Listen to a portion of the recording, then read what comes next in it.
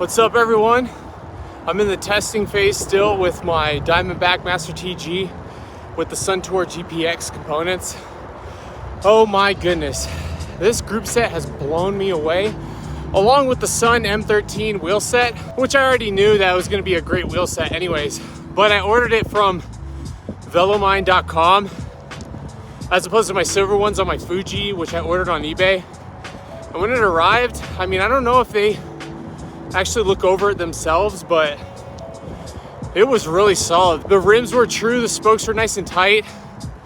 So I'm not sponsored by them, by the way. I'm gonna keep on going. I'm going over to Red Rock. I'm not gonna go in the loop, but just riding around, I'll keep talking about this build.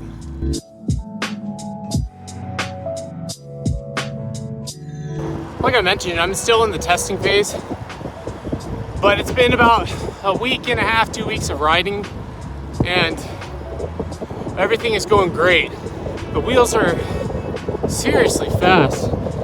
Yeah, sure, they're box section rims, but just have an aero form because 90% of your drag is your own body, so that can compensate for that. The frame is stiff, of course, with the oversized tubing.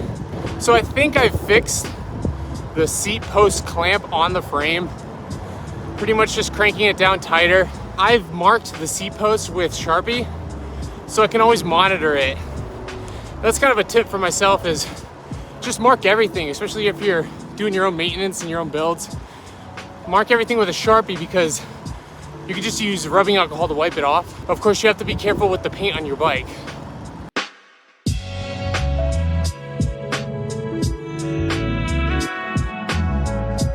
The Sun M13 wheel set comes with a sealed bearing hub. It says Originate, but I think it's just a generic one that a company slaps their logo on. But that being said, with the sealed bearing, you can actually clamp it down pretty well, and you don't have to worry about the loose ball bearing issue with the Shimano hubs, where if you clamp it too hard down and it's not adjusted right, it won't spin as freely. Or if it's too loose, which I have totally done, is I've really cranked the power down and it actually caused the wheel to move in the dropouts, and I had to immediately stop. That's why I do enjoy the peace of mind that I get with the sealed bearing hubs. It's 36 spokes, but that makes the ride smoother. I'll tell you what, these wheels are still really stiff. I'm actually, once again, really surprised, and I'm really enjoying riding these wheels. Also, from my last video with the cinematic shots that I put together, basically towards the end, the bike fell over in rocks. It just tipped over and it completely ripped up the bar tape, and I'll show you that clip right here.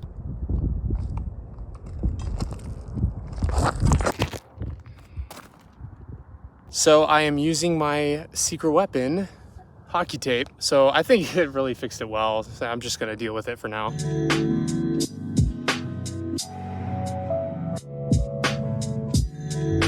Okay, I had to leave the park because school was getting out, so there's no way I was able to continue to film. But I'm reaching Red Rock sign, and let me run some footage that I recorded the other morning, I should say.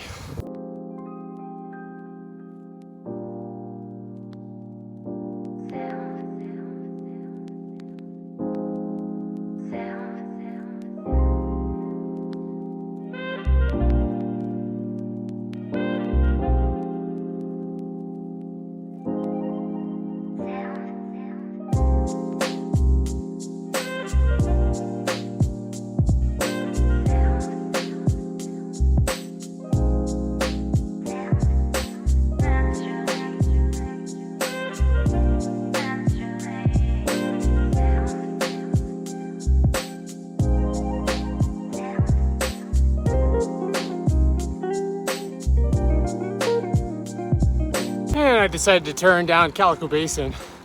There's no shoulder though, but the traffic's not as bad, so it's not too nerve-wracking. Also, everyone they have to go 35.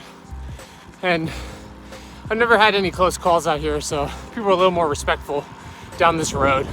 Boy, it is rare to get silence living out in Vegas. Even riding out to Red Rock, the traffic just is getting worse and worse every other month. A lot of people are still moving in, but there's places to escape, especially if you're on a bicycle.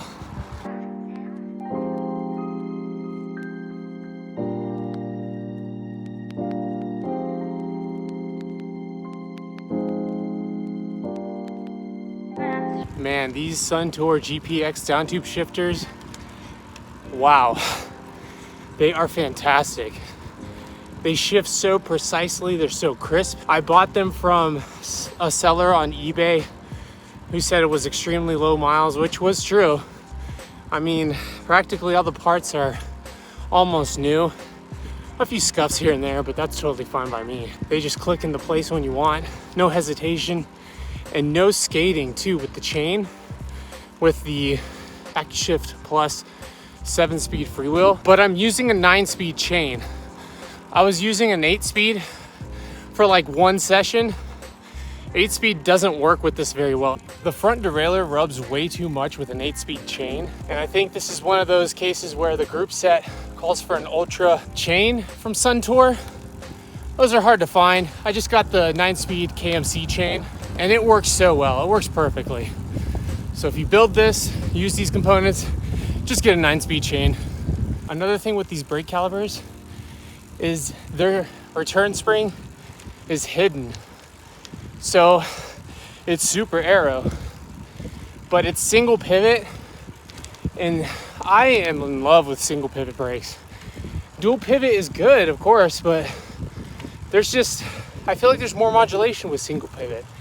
You can really fine tune how much braking power you want. And the brake pads that are original, by the way, work wonders with these rims.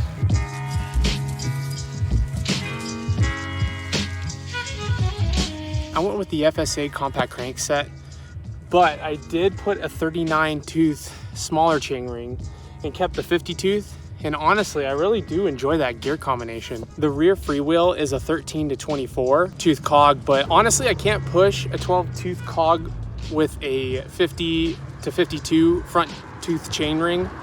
So I'm totally fine with that. I mean, I like spinning anyways when you're going real fast instead of just mashing.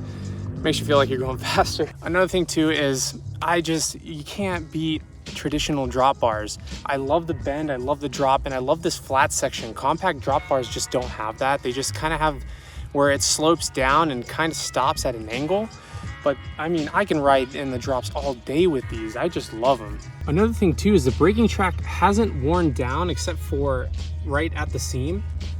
Just a tiny bit though. So I'm wondering if this is gonna last a lot longer than my H Plus Sun brake tracks did, because they instantly turned silver after like 2 or 3 rides. But I've been riding this for a while and they're still black on the sides. Another detail with the late 80s, early 90s single pivot brake calipers, they usually have this like rubber insert that would go in the front and the rear. The Shimano 600s also have that, a few others. But the problem is they get lost so easy, and sellers usually don't have the listing with it unless it's new old stock or they're just asking way too much. It's not necessary. I could probably fabricate something from like the hobby store to fill it in, but I honestly, it doesn't bother me. As long as the brakes work and they're single pivot, fine by me. It's funny still getting used to filming and everything, trying to make sure I hit every single talking point I write down before I film. But I mean, that's the fun of it. That's what I'm coming to discover, is it's just more fun to just be spontaneous, talk about whatever. And if I leave stuff out, I shouldn't beat myself up over it. I'm sure you all can understand too, because riding and filming is a little hectic at times. Coming out here to Red Rock, you get a nice little tiny break, a little micro break, I should say, from the constant city noise and traffic and everything.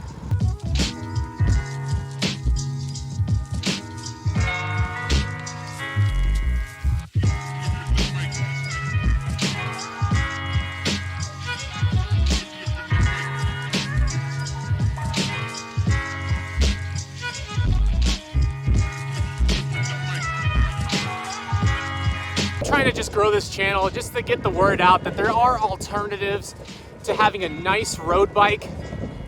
You may have older parts, but they're just as good. You don't have to worry about or feel like you're being strangleholded by the big brands. That's kind of the point I want to make with this channel. I missed my clip. That's kind of the point I want to make with this channel, is I want to show people and get the word out that there's alternatives that you can obtain at a budget price, because at this point, I'm really not supporting the direction the bicycle industry is going. Honestly, I think it's quite ridiculous where the pricing is going. I really don't care if it's new tech. I think it's unacceptable, to be honest. And especially the fact that it's getting to the point where it's so out of touch with reality, and people are still supporting it, and those same people will look at my bike, look at other people's bikes who simply just cannot afford it, and just make them feel like crap. I was at that point a long time ago. I actually sold a motorcycle to buy a Cannondale CAD 10 Ultegra, and that bike got totaled in a move. So I was in a position where I was going to flight school. I couldn't afford it. I just flat out couldn't afford a new bike. And so I found a vintage bike for a few $100. That really opened my eyes to, wait a second, you don't have to buy all this expensive stuff. You don't have to spend a down payment on a car just to go riding.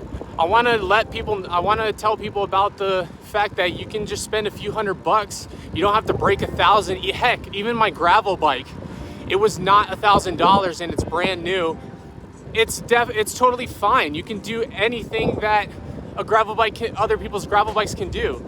The two things that I have learned riding for more than 10 years are, one, your fitness is most important. The bike is not gonna be the determining factor, your fitness is. And also having your parts clean, nicely tuned, and you're golden. You can ride as fast as you want, you can keep up with everyone. The equipment does not matter. Where it does matter is if you're paid to race, if you're on a team, of course, that will make a difference. But if you're just riding every other day casually, maybe a little more sportative, it doesn't make a difference. You can keep up, you can tackle the same hills. It's all about your fitness and your maintenance. So really, my channel is not a vintage bike channel. It just happens to have a few vintage bikes, but it's more so a channel of, check it out, this stuff works, it's not expensive, and you can enjoy riding just like everyone else. The two things though that I'll still pay full price on, because it's very important, is shoes and the saddle. Those things I will not mess with, because if you don't have proper fitting shoes, you can really cause damage in your feet, your knees, and your saddle, and you know where that's going with your nether regions.